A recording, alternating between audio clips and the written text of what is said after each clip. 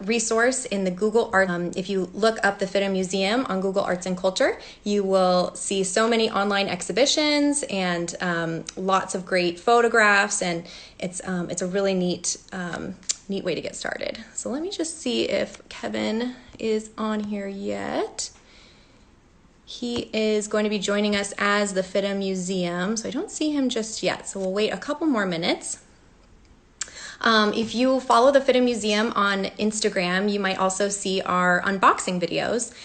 We have over 50 of them, and they are all saved in our highlights. And that is where we walk through our collection and take you inside our storage area and show you how we keep our objects. And it's really neat to get this behind the scenes glimpse of the museum. So definitely check those out as well. And if you are a big fan of our Art of Motion Picture costume design exhibition, note that we have 200 plus photographs on the FIDM Museum Facebook page, and those have details. They're by Alex Berliner, who is our he's been the photographer for years for these exhibitions. So definitely check that out especially if you're somebody who likes to recreate the costumes. It's an awesome resource. And we want to say a special hello to the FIDM students who are starting up this virtual quarter. We're so excited to hear how it goes for you and know that the museum is here as a resource, and it's going to be a really exciting time. I wanted to also say we got one question about alumni that are featured in the exhibitions.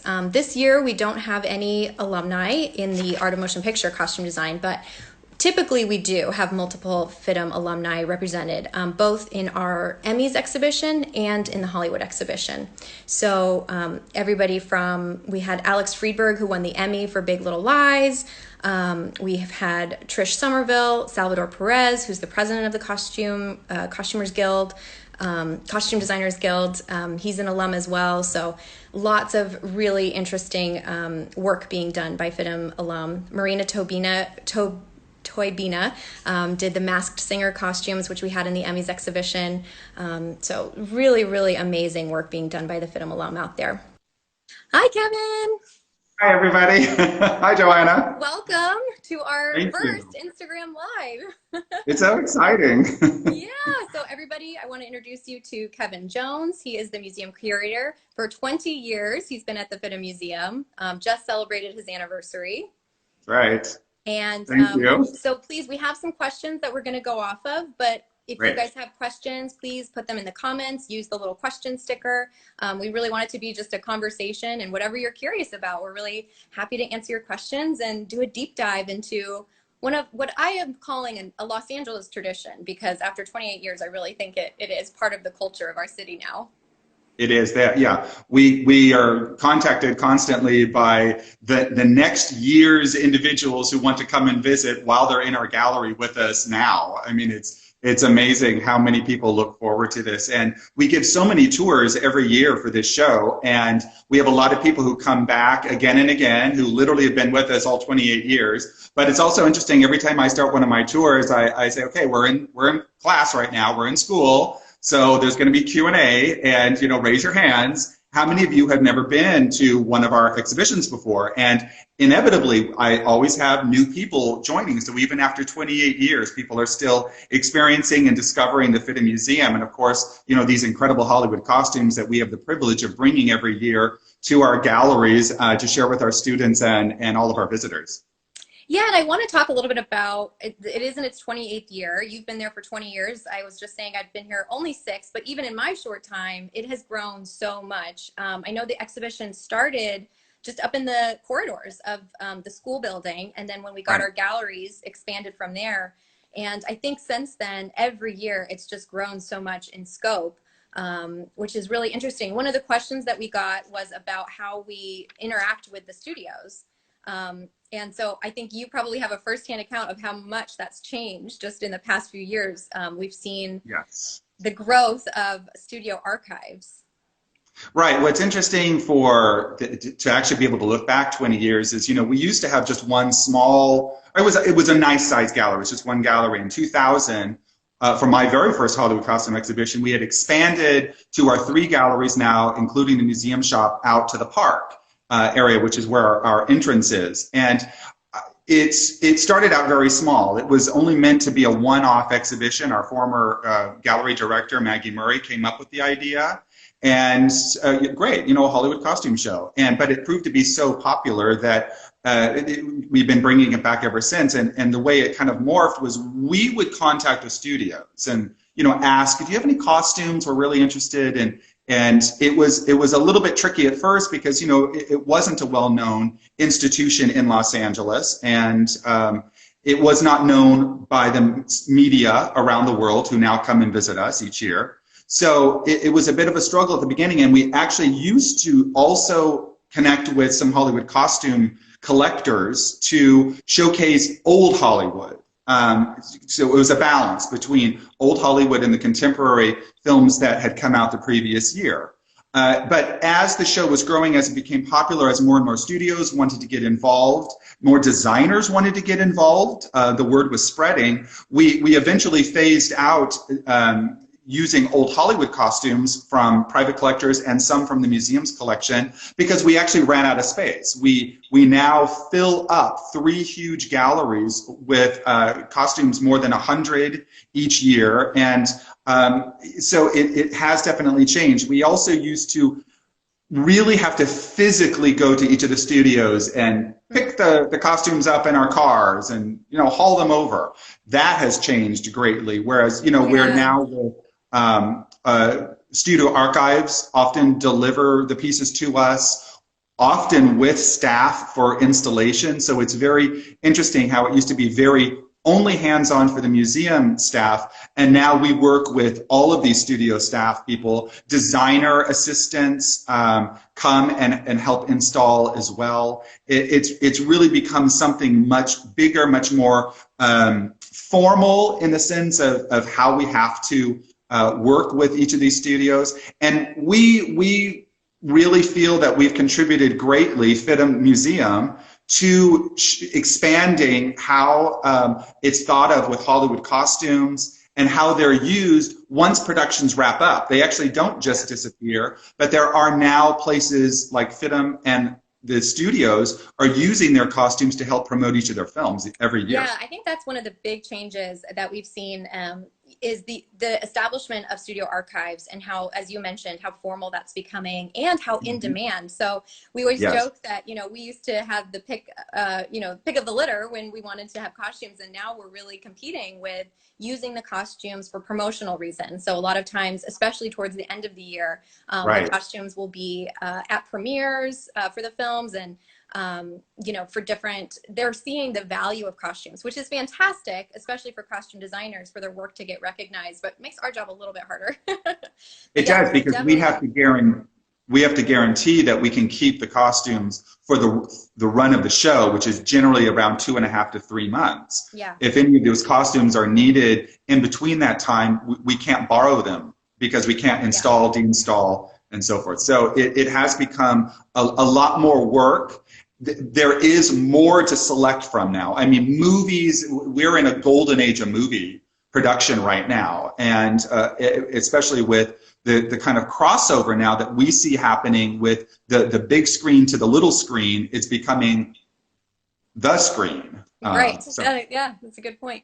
I want to answer a couple of the questions that we just got because it also refers to one that we got in our previous question. So it's when you see costume, we get a lot of questions about the costume sizes. So when you see a costume in its actual size after seeing it on screen, and that ties into mannequins and how we're going a little bit out of order in our process, but we do, you know, we always say in a department store, you make the garment fit the mannequin. At a museum, you make the mannequin fit the garment. So if you've been on our Instagram page, you might have seen some of our behind the scenes dressing videos for Hollywood. You see all the padding that we put on there. Yes, the Hollywood actresses are that tiny. They're just very small. But somebody did ask about mannequins, and no, we don't get specific mannequins for each exhibition. We do reuse our mannequins. And one thing I want to mention, and as we were talking about the exhibitions getting more formal, is more and more of the archives are providing their own mannequins. Yes. So for example, Lucasfilm, sometimes Marvel, Warner Brothers, sometimes they will send their own mannequins that have been made specifically for that costume. So if you come to the exhibition and you see that, you might notice that some of the mannequins differ throughout the show. Especially superhero and outer space production. Yes. I'm going to show you, I have saved here some pictures from Star Wars. So I'll scroll and show you, that'll give you an idea. Well, actually, you can't really see their faces now that I think about it, but well, here's one that's a little bit different. We have it's the body proportions are so, I mean, while people, humans, are wearing the actual costumes, the actors, so much of the superheroes, they're massive. They're competing with the drawings from comic books and the outer space. You know, so many of them have creatures and they have prosthetic faces and all of these elements that have been added on, which is so important to the overall concept of the costume character, that just showing the costume sometimes doesn't quite work. We need to showcase really what the designers and the directors, producers had in mind for the look of the exhibition, for the movie. So within our exhibition, we need to somehow try to replicate that. And it's wonderful that studios, because costume is now thought of as something as an extension to the productions that can be used later for their promotion, studios are willing to invest in the time and the money it takes to custom create a lot of these specific mannequins, these figures that their costumes are then dressed on, which then can travel ready to install. Yes. And it's one of the things that has actually helped us in our installation of the exhibition, because we've also seen that the time frame that we have physically in our galleries to install the show has truncated a bit, and we're always trying to play catch up to get everything done and looking absolutely perfect. And having the studios. We did have a question about that, about our timeline for the exhibitions, and there's sort of two. The answer is twofold. We, in one sense of the word, have a year, because we're watching films throughout the whole year, and particularly the potential Oscar nominees. Because Kevin, I think a lot of people don't know that when we make our film selections, we don't know what the Oscar nominees are going to be. So we kind of maybe we should start betting on the horses, because we kind of become a little bit of experts in predicting. I don't think we've had an off year since I've been there. Let me just say, of the 28 years that we have had the Hollywood exhibition, we have had all 5 nominees for Best Costume Design every year, except for 2 films, which I'll mention in just a second.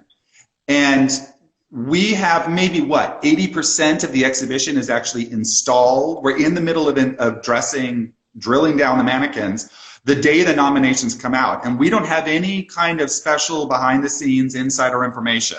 Nobody would trust us with that. And so we pat ourselves on the back of how successful we have been, but it's also from where we come. I mean, we are part of FIDM, the Fashion Institute of Design and Merchandising. This is a specialty institution that is all about design, whether it's fashion design, interior design, or movie, theater, television, costume design. So we are very in tune with that. And the 2 films that we didn't have were not our fault.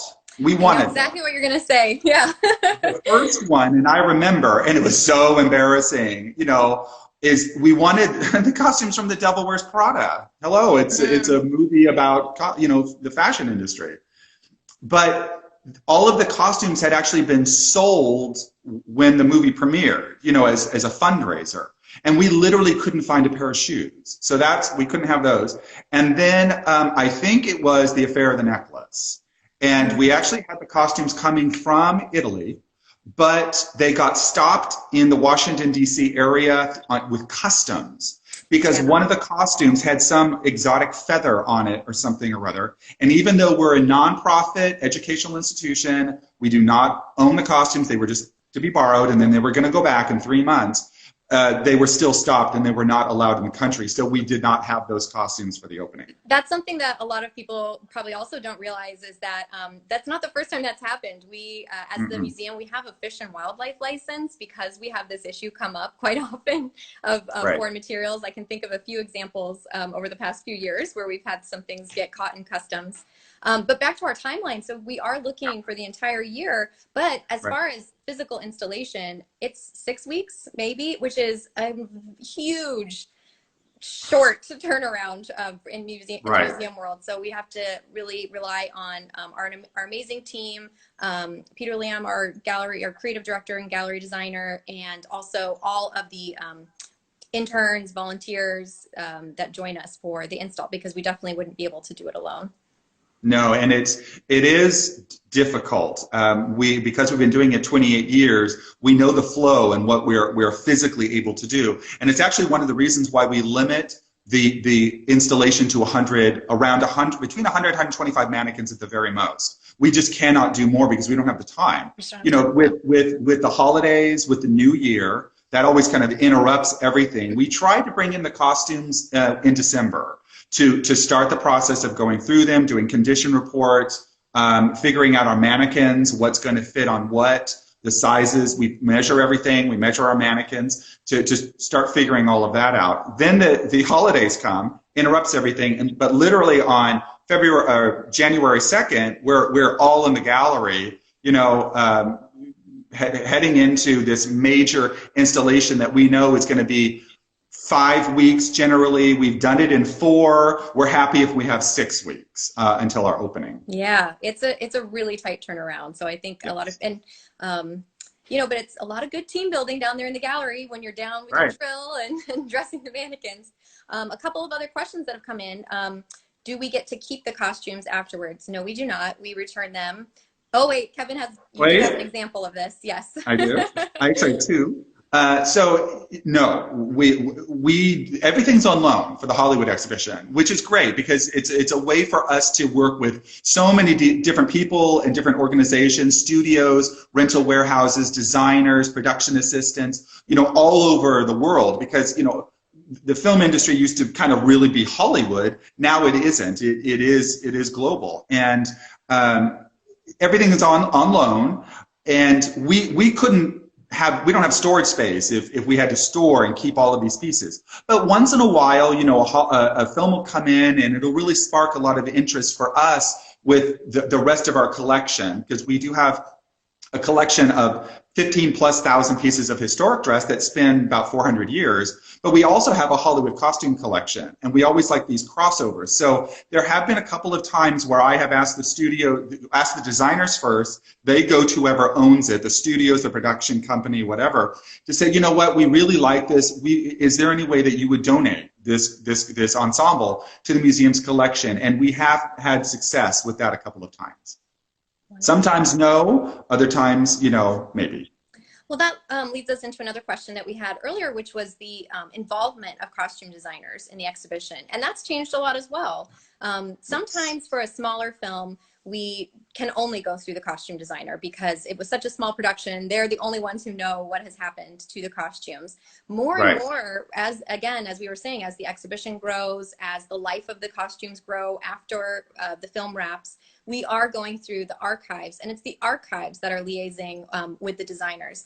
So that's another example of, it's really a case-by-case basis how much involvement the designer has. Right, and you know, one of the things that you know, I sit down in the movies and I think the film was done last week. That's not really the case. You know, these films, generally by the time we, the public, see them, they're 2 to 3 years old. They've been in productions a long time. The designers did their work years ago. The filming could have been done a year and a half ago. And then, you know, especially for the big budget kind of action adventure films, there's a lot of post-production editing and CGI work that has to take place. So once the filming is finished, the costumes disappear. They go back to wherever it is that they're owners.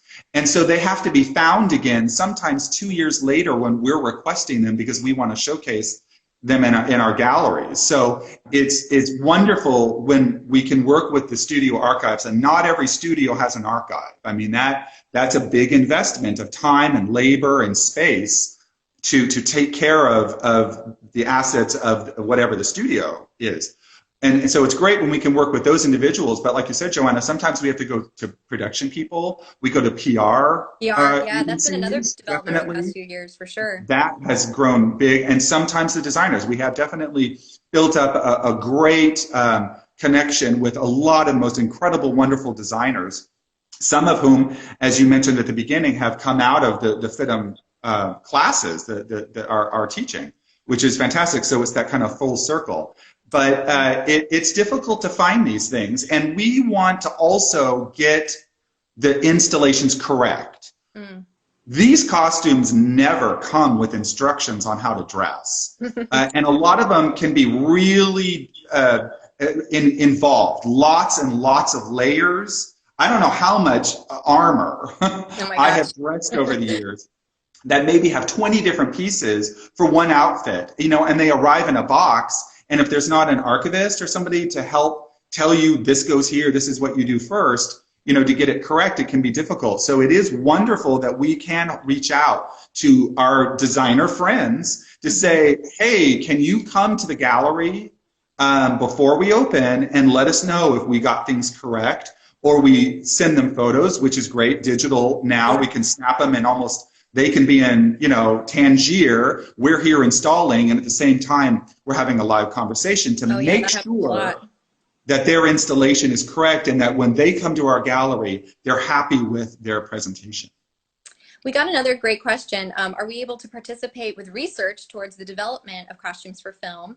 The answer is absolutely. Again, FIDM has a costume design program, really excellent program. So all of the students, the exhibition is a great resource for the students in that program. And beyond that, with all of our objects digitized, sometimes designers find them and we don't even know. So a great example of this was a couple of years ago. We had the boots. We have a pair of 1890s boots that were featured in, oh my gosh, I'm going to blank on the name. Kate Hawley was the designer. It was the Haunted House movie. Yes. Somebody will comment with the name of it. Help us.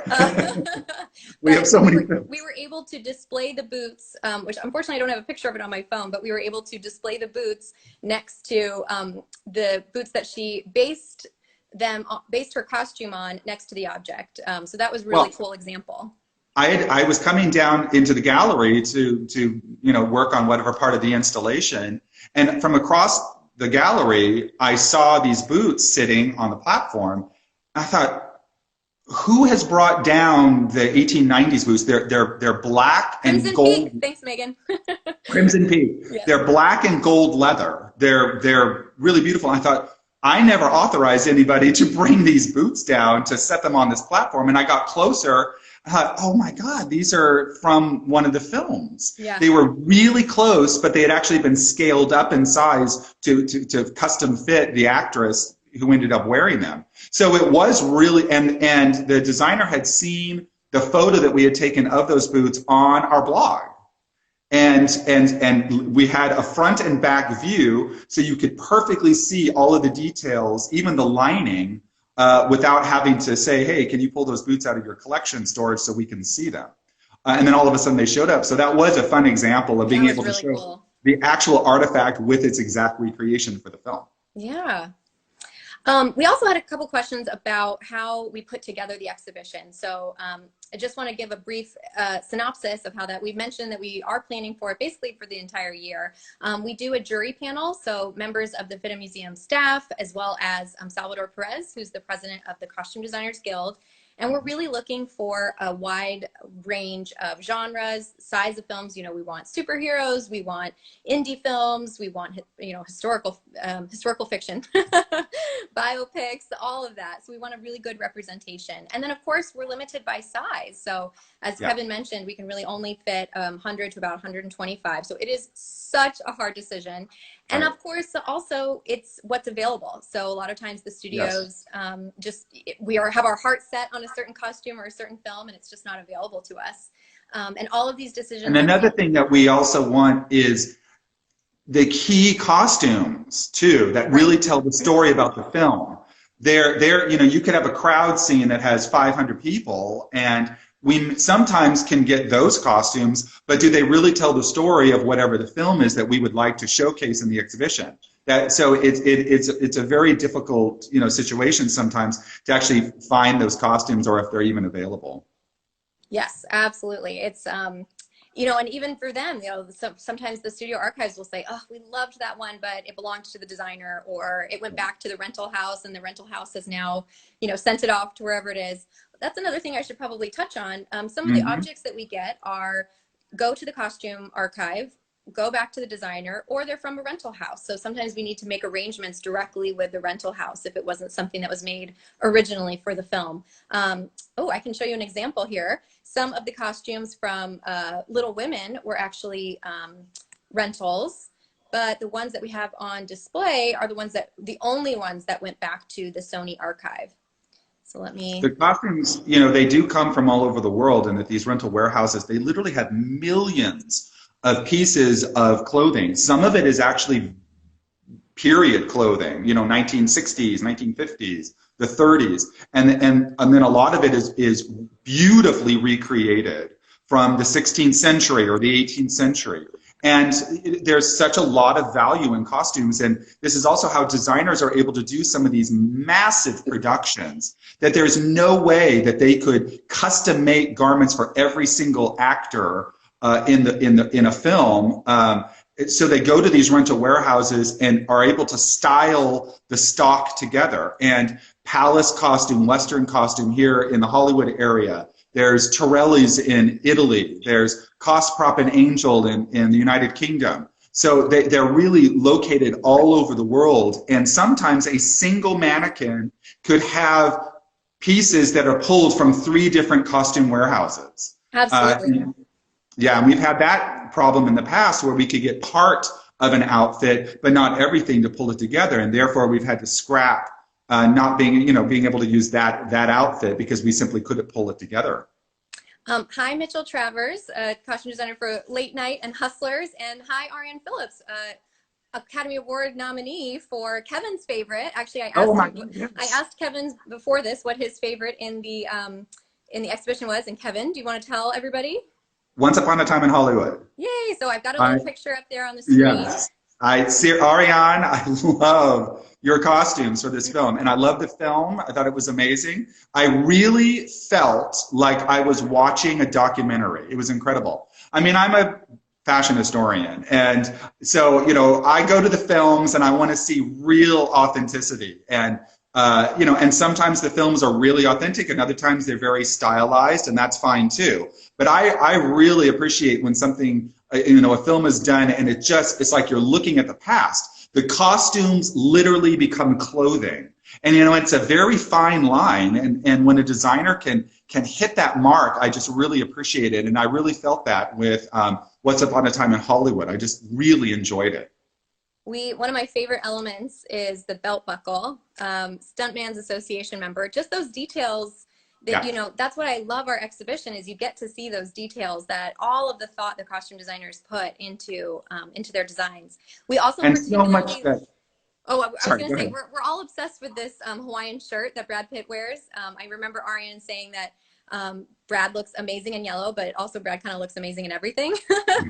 But yellow was such a great palette for the film because it's that late 60s, you know, California sunshine.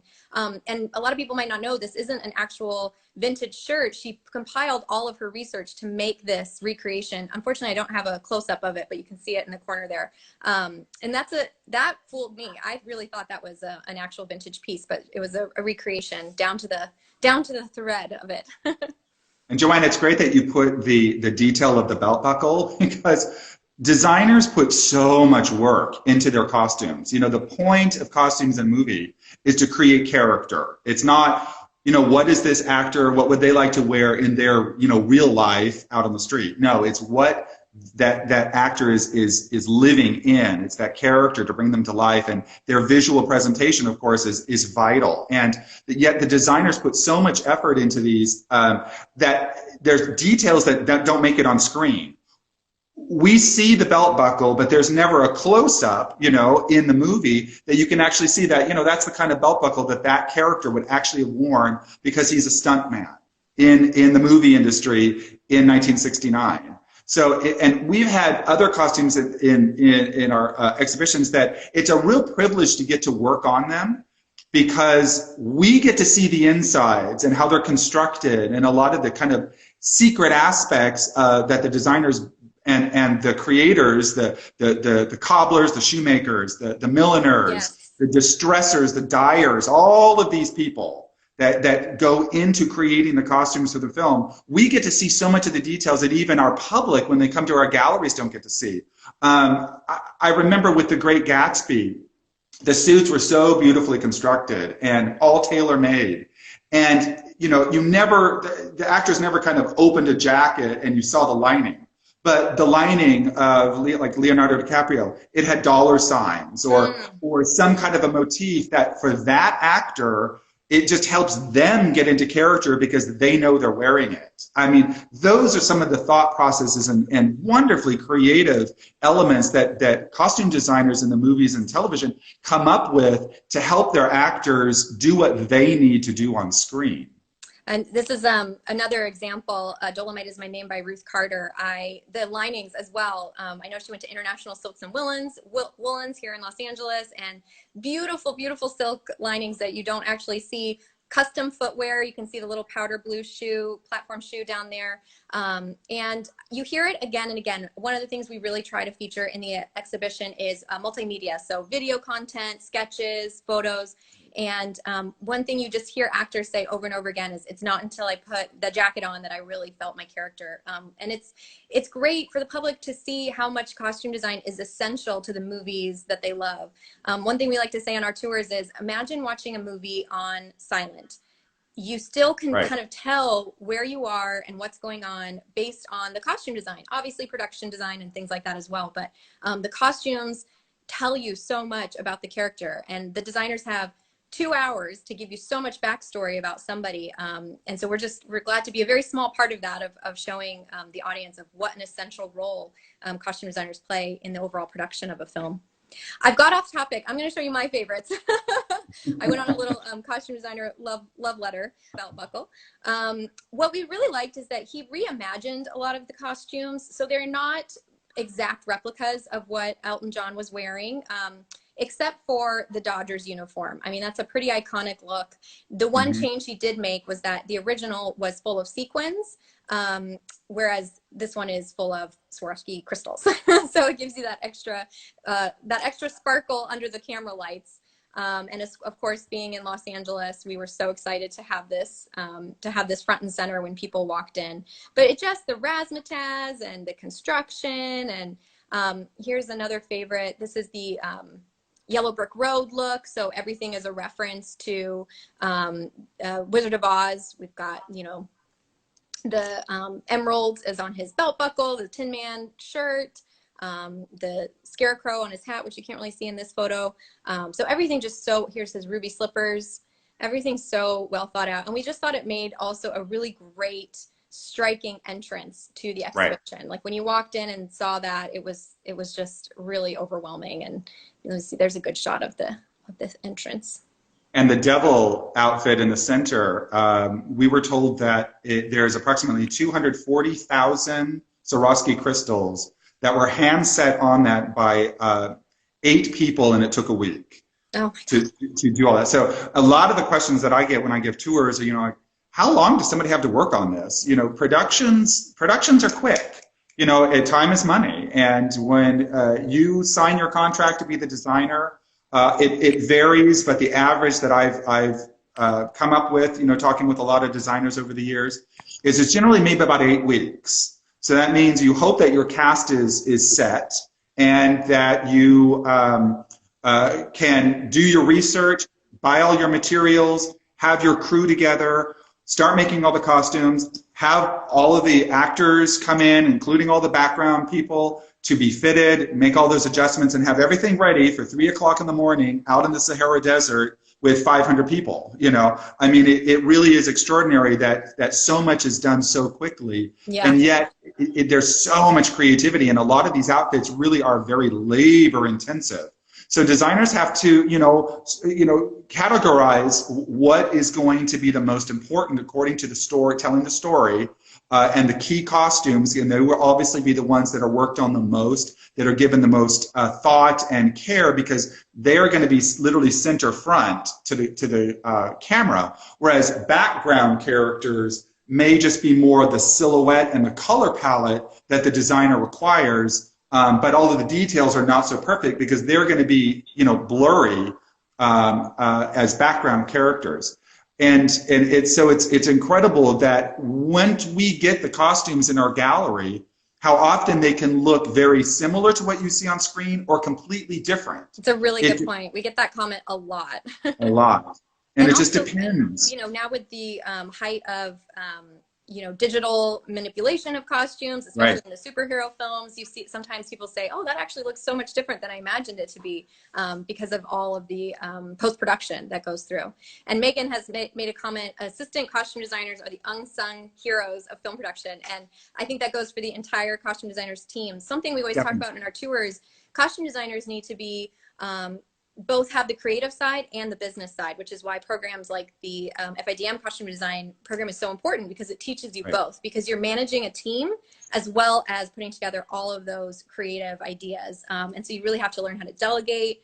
And then there's just huge teams on these film productions that make this come to life. So yeah, we should definitely recognize the entire team and not just our amazing designers. I've never met a designer that did not absolutely praise the people they worked with and literally give them all of the credit, for bringing the vision to life for the screen. Mitchell's saying amen to that. I wanted to point out a couple of other favorites. I know I'm a Marvel fan, so I have to point out our Avengers Endgame costumes, because we were really excited to do 3 Captain America looks. Avengers film, Captain America Winter Soldier, and the final Endgame look. So I know if we have some Marvel fans in the house, that was really fun to be able to showcase all 3 of those. We also know that Maleficent, we've got a lot of Disney fans. Right. So I wanted to show some, I'm sorry that it's cutting off a little bit, but we had Ellen Moroznik in the gallery, and she was telling us that this dress, it's cut off a bit. I'll mention again, I said this at the very beginning, you can see all 200 plus photos from our gallery on the FIDM Museum Facebook page, so definitely check that out. She based this on the cartoon, so you can see maybe a little bit better in this one, the neckline is the same as the Sleeping Beauty cartoon. And then one last one, we have Downton Abbey, is always a fan favorite for the beaded, sparkly 1920s. And you might be able to see in this picture, Anna Robbins actually added that center dress, that center beaded dress. It was knee length, and she added a length to the bottom of it. So that was really neat to see. And also worked with the House of Fortuny to recreate a pleated Fortuny. And that was a lot of debate in the gallery too. We were like, vintage or recreation? Is it real? Yeah, I mean, it's so closely, for the Fortunys that I've been able to handle, it was so close that I had to actually literally get up to the costume to say, is this real or is it not? Because just 3 feet away on our platform, it looked absolutely real. So the House of Fortuny has been doing incredible research to figure out how Mariano Fortuny actually created those really amazing pleated dresses, and they've come very close. And let's see, we talked about Star Wars briefly, but one thing, I know this is going to be cut off a little bit, but I am really excited that we had this prosthetic creature. It was the first time it was displayed in the United States. They actually used an art handler and shipped it to us from England. Then they had a special team put the prosthetics together on a mannequin here. It was dressed off-site and then crated out here. So I will never forget the day he was being crated from the curb into the gallery, and we had FIDM students like, what is going on here? And what is really interesting, when Michael Wilkinson came to, Michael Kaplan came to talk about these costumes, he told us that there were over 700 extras in the scene with this Aki Aki creature, and all I thought for sure must be CGI in this scene. It's so massive. Right. Every single one was handmade jewelry, hand-dyed fabric. It really shows you the amount of, well, effort, budget that goes into these Star Wars films. They were all worn by extras in the Jordan Desert. They were actually members of the Jordan Army, he told us. So that's a pretty cool behind the scenes. And just a really neat textures and colors in this is really kind of the haute couture level of movie costume making. You know, I mean, this is when you have practically all the money in the world to be able to pull together a crew to custom create everything in a film. And that's actually, as Joanna mentioned, we like to have a broad swath of movie types because we want to show everything that would be the most incredible down to, you know, an indie film that is set in the contemporary time, and everybody is dressed almost as if they are your neighbors, and yet it's the same type of work that goes into a big production that goes into a little production, because it's creating a character that you would believe through what they're wearing, but also at the same time, the actors have to be able to act. I mean, if you had those really incredible Star Wars outfits and you couldn't move, you know, it's like great looking costume, but you can't do anything, they're not going to work. There is so much engineering that goes into it. The same thing is like, you know, you've got somebody who looks like they live next door to you and they're wearing ripped up jeans and a flannel shirt or whatever. Those ripped up jeans and flannel shirts never just come out of somebody's closet. Everything has been very meticulously thought out, planned to the nth degree so that there is no interruption of filming, because that could cost a lot of money if you suddenly had to stop filming. But at the same time, you know, we go and we think that we're looking at one actor who is wearing something throughout the course of a film, especially in the action adventure films, in the sci-fi films. There are multiples that are created. Sometimes we get costumes that have the labels still in them, and we know that this was worn by the main actor because it's the hero costume, and it's got these special labels. Other times we have had costumes where we know it's the stunt person, and that there are special types of construction to these costumes so that they have like maybe a harness underneath, and there are wires coming up out of the back, because the stunt person is going to jump off a building, and they're not going to throw their $20 million star off the building. They're going to throw the stunt person off the building. And, you know, and so they have to be dressed exactly the same. So, you know, there are multiples. And I have heard, I think it was with one of the Spider-Man movies, that there were 30 Spider-Man costumes created for the film. That was for the main actor. And also the same thing you think about in an action adventure film, that the outfit is kind of perfect. It's brand new, but then they're chopping their way through the Everglades, and then they get shot, you know, and it goes through their shirt. All of the other versions of those costumes have to be exactly distressed the same way. And that's why I'm actually showing Us, which is a horror movie. There you go. We don't have horror movies in our gallery, but that's a great example of that here. So her pajamas at the beginning of the film are pristine, and then in the forefront you're seeing the final scene. So they go through multiple iterations of distress, and there's actually entire distressing departments on film sets and in costume design departments where that's their entire job, is to keep track of how distressed each version is, which scenes they wear them in, how much of the fake blood to use, how many holes to make. So it's really interesting to see. We haven't yet. We have talked about, we would love eventually to do a display of one costume from like beginning to end to see the levels of distress. Hasn't happened yet, but we will get there. And what's great is having access to the designers, the makers of the costumes, is to be able to ask these questions to them about the costumes that we're going to have in our galleries, because then we can relay that information onto our students and our visitors during tours. Kevin, we had one other question that I want to get to from an audience member. It's about, Mhm. actually, this is a better picture, Mr. Rogers. So somebody asked a Yay. question about Mr. Rogers. We had a beautiful day in the neighborhood by Arjun Basin was the designer. And somebody asked about the cardigans.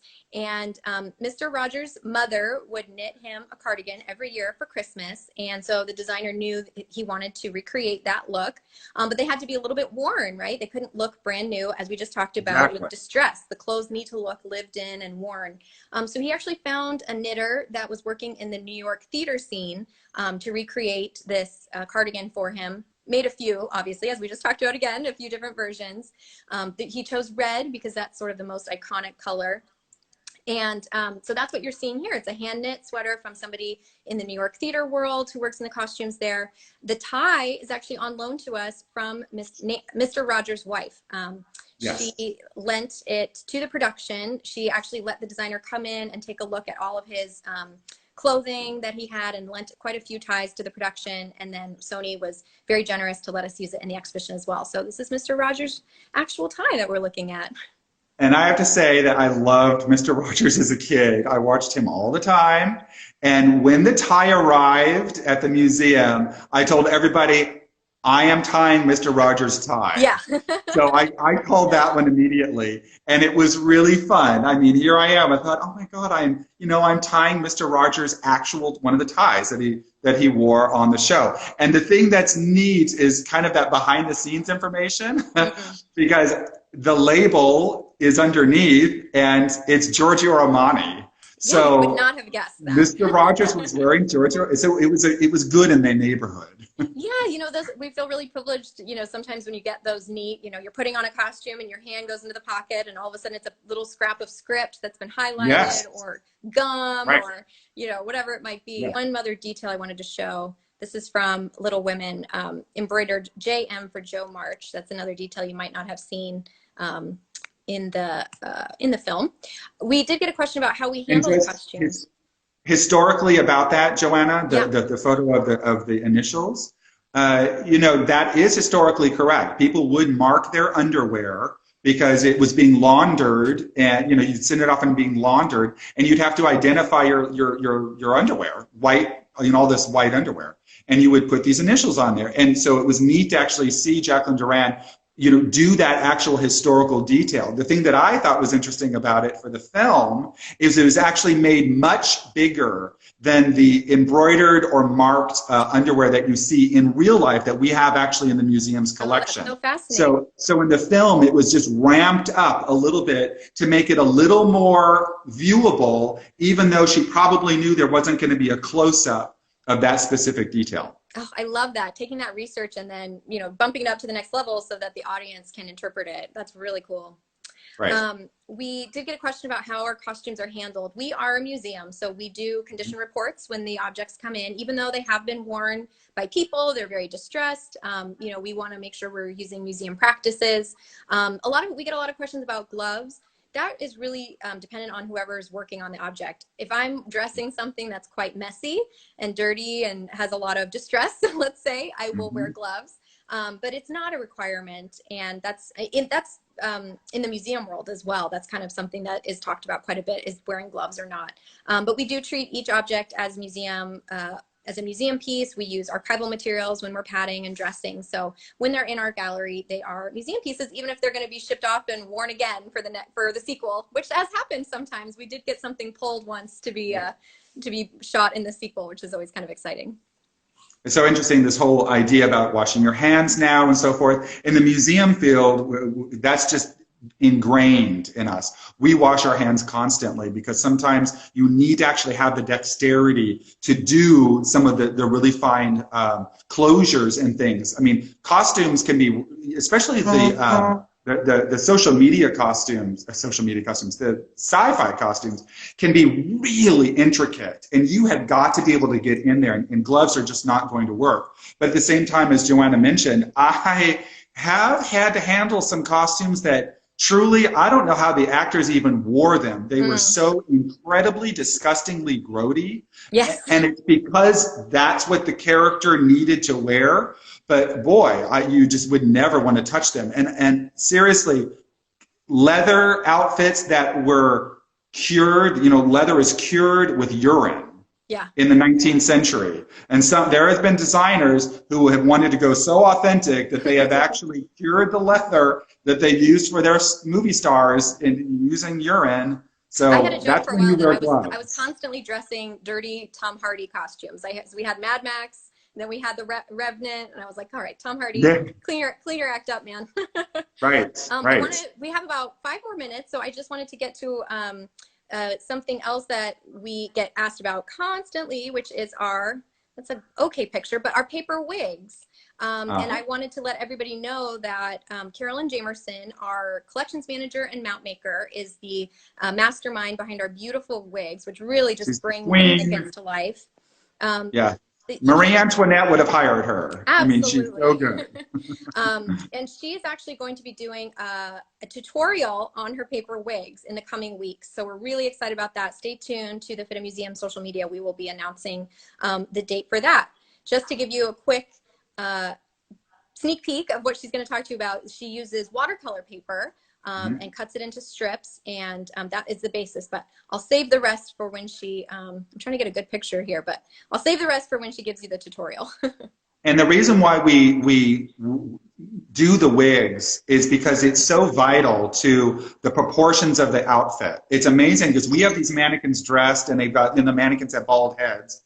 And they look really off. They look really wrong. And then all of a sudden, Carolyn is able to come in and replicate the hairstyles that the actors wore, and often the crowns or the floral work or whatever, if we're able to get that. And it just transforms. It really does help to create that character. And so that's why we work really hard to make sure that is an aspect of the installation. Absolutely. She's so talented, and it's crazy when the exhibition, we always say that the moment the exhibition comes to life, it is when we pull the paper up from our platforms and sweep the gallery and everything's clean, but it's really when they get their wigs, because that's when it becomes like an actual head to toe look. So we're so lucky to have her. Does anybody, I'm just going to put a shout out, any final questions? We were going to wrap up in a couple of minutes here. Please feel free. I mentioned before at the very beginning some of the resources we have. We have fidmmuseum.org, which is getting a design refresh. So we're very excited about that. We have our blog. We have Google Arts and Culture. So many ways to connect with the museum. And of course, our Instagram, Twitter, and Facebook accounts. We've so enjoyed seeing all of your comments too. This has been really exciting for us. Yes, thank you. Thank you for joining us today. This is our very first try at this, and we were really excited about it. Yeah, just we're, like everybody, we're taking things one day at a time as far as our future exhibition schedule goes. We know we will have our outdoor girls, sporting fashion, outdoor girls, 1800 to 1960 is going to be traveling starting in March 2021. And then the catalog is still on track to come out in mid-August of this year, and we're planning a book launch. So hopefully everybody can come and join us at that time. And we definitely will be doing more of these Q&As. So thank you so much for tuning in. Kevin, any parting words for our lovely audience here? Stay safe, stay healthy, keep doing what you're doing at home, because it's really important, because we are all going to go outside and get to share all of the things that we've discovered while we've been sheltered. And so we're really looking forward to hearing from all of you, and we thank you for joining us today. Thank you guys so much. It's been really awesome to interact with you. Thank you for all your questions and your comments. And really, none of this would happen without you. So we're so excited that you love the Hollywood costumes as much as we do. Feel free to get in touch with us in the FIDM Museum comments of our Instagram, or shoot us an email if you have any other questions that we didn't touch on today. But we'll see you next time. That's right. Bye. Thanks, Kevin. Bye.